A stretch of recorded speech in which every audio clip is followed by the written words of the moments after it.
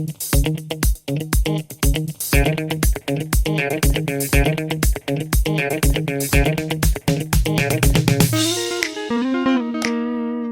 guys and welcome back. It's another beautiful day here out in the wild, 10 minutes away from civilization.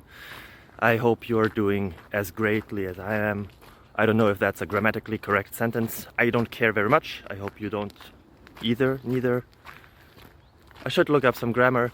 For now, you can look up another question. It's technical nature as always, and I hope it helps you. If it does, feel free to leave a like, a comment, subscribe, ring the bell to get notified about every and each other video we do and upload. It would help me a lot. Have a nice day. Bye bye. Nice.